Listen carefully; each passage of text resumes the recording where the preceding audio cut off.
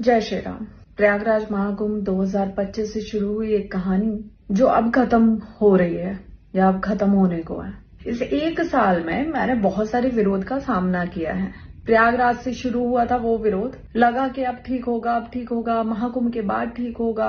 लेकिन मैंने जो कुछ भी करने की कोशिश की धर्म के रास्ते पे चलते हुए, मैं क्या कर रही थी? मैं कोई गलत काम नहीं कर रही थी, मैं चोरी चकारी नहीं कर रही थी, मैं लूटपाट नहीं कर रही थी, मैं बलात्कार नहीं कर रही थी। लेकिन मैं जो भी धर्म के रास्ते पे आगे बढ़ने के लिए कर रही थी उसे बार बार रोका गया, मेरा मनोबल बार बार तोड़ा गया।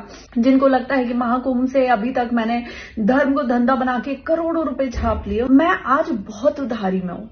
और धर्म में आने से पहले जब मैं एंकरिंग कर रही थी, मैं एक प्राउडी एंकर थी। मैं अपने प्रोफेशन को बहुत गर्व से बोलती हूँ कि मैं जो कर रही थी बहुत अच्छा कर रही थी और मैं उसमें रह के बहुत खुश भी थी। देश से ज्यादा विदेशों में काम करके अच्छा खासा पैसा कमा रही थी। लेकिन यहाँ आने के बाद सिर्फ उधारी के अलावा कुछ नहीं बचा मेरे साथ। और सबसे बड़ी बात कि किसी का साथ भी नहीं है।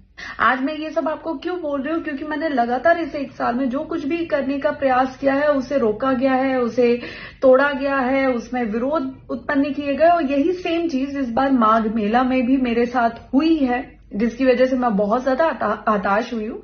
जबकि मैंने ऐसा कुछ भी नहीं किया जिसकी वजह से मेरा विरोध किया जाए। लेकिन विरोध करना शायद हमारे देश में यही एक चीज बहुत आसान है। और एक लड़की के साथ अगर आप उसका मनोबल नहीं तोड़ पा रहे हो, कुछ नहीं कर पा रहे हो, तो उसके चरित्र का हनन करो, फिर तो वो टूटेगी ही टूटेगी। तो भाई आप अपना धर्म अपने पास रखें। मैं कोई माँ सीता नहीं हूं जो मैं अग्नि परीक्षा दूंगी।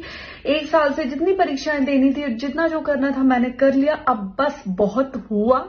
अब इस मौनी अमावस्या पे माघ मेले में मैं अपना स्नान करूंगी और उस स्नान के साथ जो धर्म पे चलने का संकल्प मैंने लिया था, उस संकल्प को मैं पूर्णतः विराम दूंगी और वापस अपना पुराना काम करूंगी, जिसमें ना ही कोई विरोध था, ना ही कोई चरित्र हनन जैसा काम था और ना ही उधारी थी। मुझसे अब कोई भी युवा, कोई भी भाई बहन ये बोलेंगे ना कि हमें धर्म से जुड़ना है, हमें धर्म के रास्ते पे चलना है, तो मैं यही बोलूंगी कि सबसे बड़ा धर्म है अपनी फैमिली से जुड़ के रहो, अपने परिवार में रहो, अपने घर के मंदिर में पूजा करो। इसके अलावा किसी को मत मानो।